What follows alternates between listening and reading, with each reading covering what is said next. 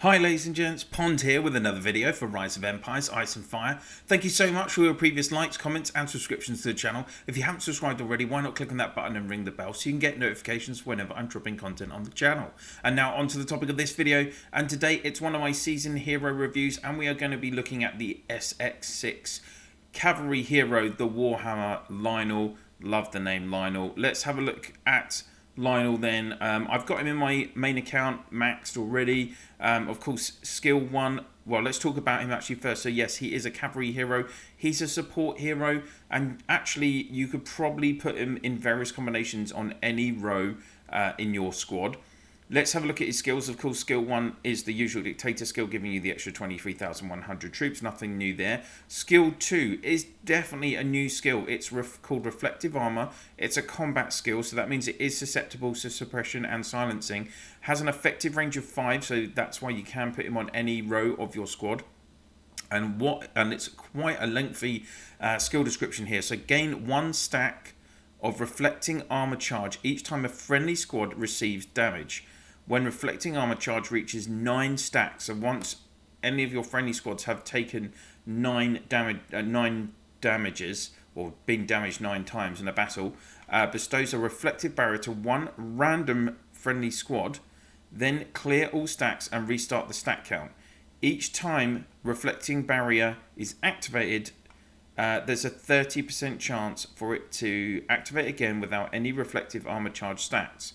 Reflecting barrier reflects 100% of the next incoming damage back to the attacking enemy and negates the incoming damage for the friendly party. So once you hit that 9 stacks, you trigger the reflective armor, but it goes on to one of the 3 squads, and then obviously it's when that squad gets attacked next. So sometimes in a battle, it's not easy to see the sequence of what's happening with this skill.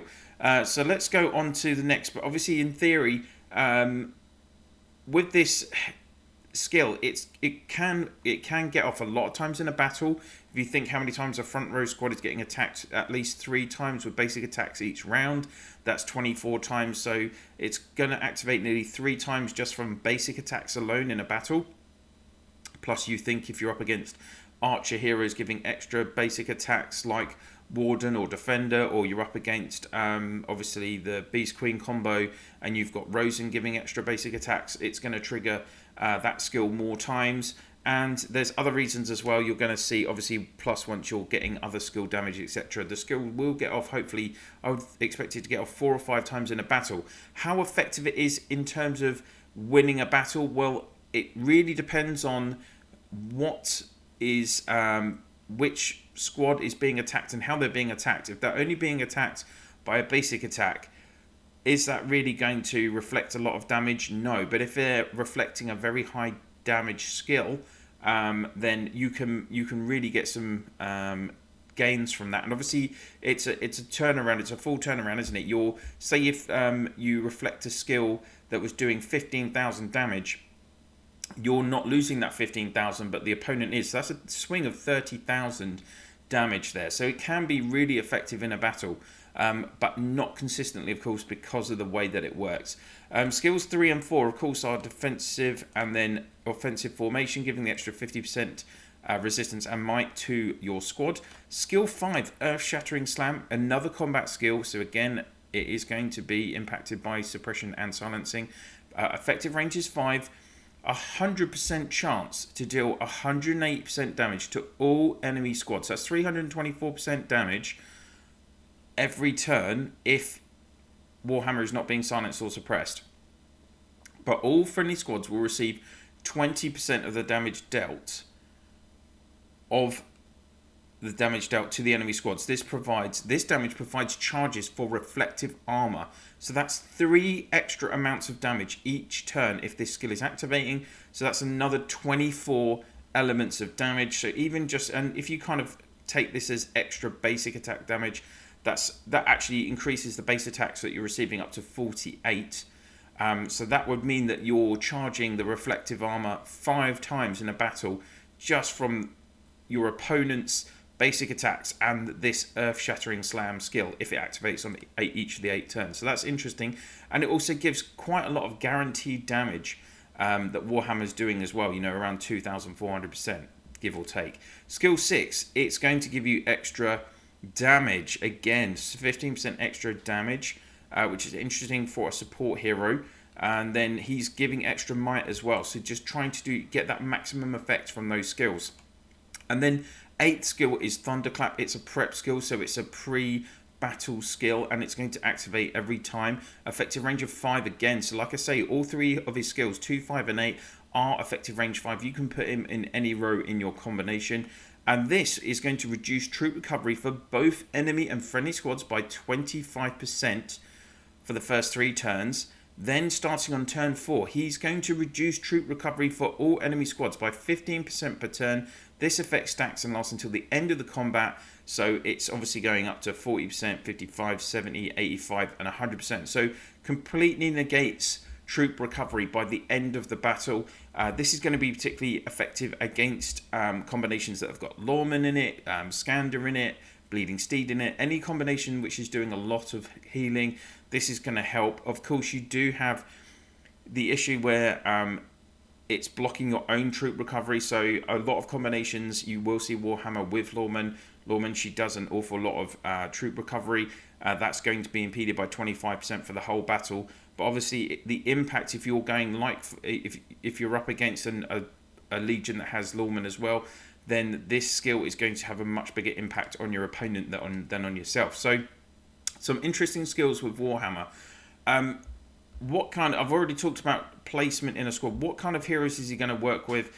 The most common combinations that we're seeing in terms of cavalry right now is that you're seeing Lawman, Warhammer, Avalanche.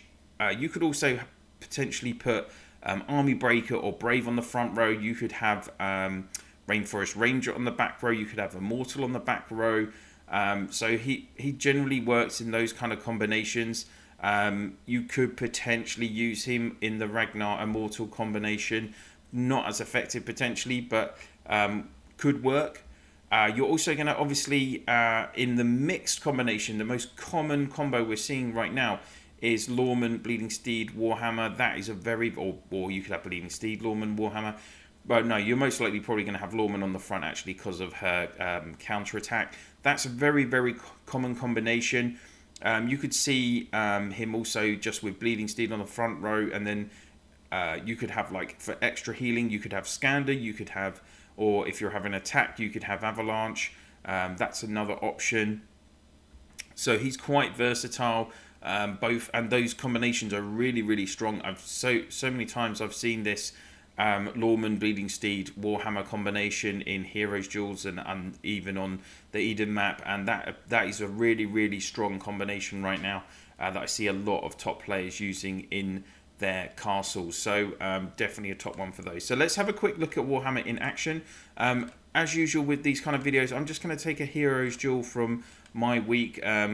Hacky, sorry, I'm going to show our battle mainly because I want to show, so you can see that my combo of I'm running him with Lawman, Warhammer, Avalanche up against a Lawman, Ragnar, Avalanche combo. So it's good because you get to see the impact of that reduction in healing on both myself and the opponent. So let's just speed through all the kind of pre-battle skills that are getting loaded into the game. You see for Warhammer, you're going to get that Thunderclap set up first. And of course, in turn 1, you don't have a lot of troop losses, so it's not going to impact on Lawman's healing ability. But let's just keep going until hopefully we get to Warhammer's first example of the skills. So here's Earth-Shattering Slam. So first off, it's going to target all 3 of the opponent's squads. There we go. And then watch here. So he attacks himself, the back row, and the front row. So that's those 3 additional attacks. You can see the values of those attacks were very small, only like around 100, 120. So you're not doing a lot of damage with those kind of self-attacks. And then we're getting reflective armor. So then that's going to get bestowed on one of the 3 squads in your legion, and you don't know which one it's going to be until obviously you see it impacted. And here we go. Do you see that there was a -0 on the front row? That is the reflective armor working. So whenever you see a 0 come up in the battle from a skill, that's your reflective armor working. And it's quite interesting. Here's Earth-Shattering Slam again. We've got to get through all the counter-attacks from the 2 Lawmans, annoyingly. And then we're finally going to see, again, this Earth-Shattering Slam taking impact. There we go. So attacking yourself, that's creating more charges for the reflective armor. So we had the reflective armor activate on turn 1. And now we're seeing it activate on turn 3. So you can see it is going to activate 5 or 6 times. You might have just seen there as well, there was an attack, a -0 attack. And that was, again, the reflective armor taking place in the battle. So it is quite hard to notice what is happening in terms of reflective armor. What's going to make this kind of... I'm just fast forwarding through these kind of earlier rounds because I want to show you the troop recovery as well. So you can see... oh, here's another reflective armor. So usually you would see Lawman's recovery skill recovering about 3,400 troops, but for both my legion and for the opponents up to turn 4, it's only recovering about 3,100. Earth-Shattering Slam, they actually targeted my own troops there. That's because Ragnar's 8th skill is in effect, where you've got this guaranteed confusion on turn 4 from Ragnar's 8th skill, so that's why it looks a bit weird there. Then when we've got reflective armor happening again, which is being bestowed on one of my squads.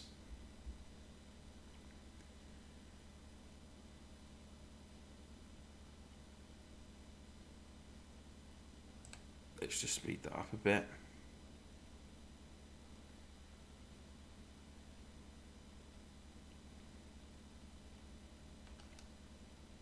So you can see the reinforcements, 3,105 for my own legion.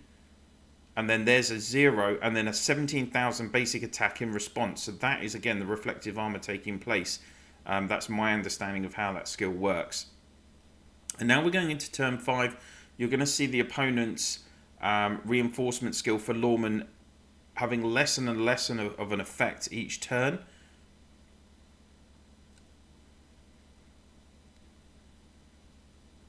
Let's just speed this up actually to the start of turn 6.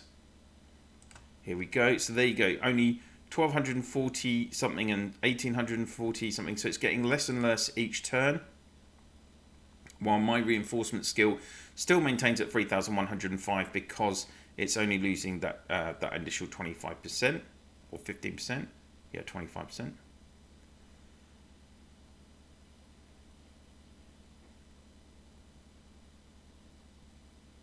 And as we go into, there we go, less again, only 1,242 and 621 of the healing from Lawman's ability in the opponent's squad. And then you get the gist. Again, it reduces on the 8th round as well. So that is basically what Warhammer is doing.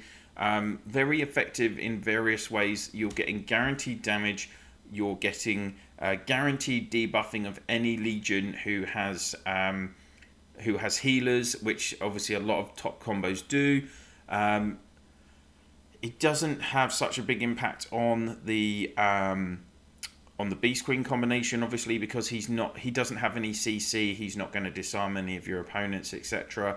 And how much that reflective armor works, as you saw, so it was varying amounts. Like the best case scenario is it reflects a high value attack, but that's going to be quite rare. But overall, Warhammer is definitely, I'd say, a 5 out of 5 hero. He's really versatile, as I've said, both in mixed and cavalry combinations. He's in pretty much the top cavalry and mixed combinations that are in use right now. This is being recorded in SX8. He's been in those combinations from SX6, SX7 and SX8.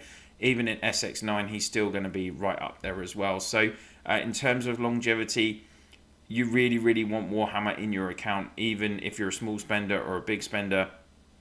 He's going to be really key hero for at least 18 months, maybe even 2 years of the game once you get to SX6. Same with Warden, obviously the kind of combinations you can use Warden with, the Hunk, Warden, Spectral Reaper, both the SX6 heroes have longevity in the game and are going to really improve your strength of any account, no matter who you are playing Rise of Empires. So I think I've covered everything in this review. Of course, I'm always interested to hear your own comments on heroes, and if you have differing opinions to what I've said in my hero reviews and guides. So please do pop your comments in the comment section down below. And if you could please share this video and my channel in your Alliance chat, Province chat, and all for those of you in Eden through your map chats or guild chats, that would be very much appreciated. If you use Line, WhatsApp, Viber, Discord as well, please do pop a share in there.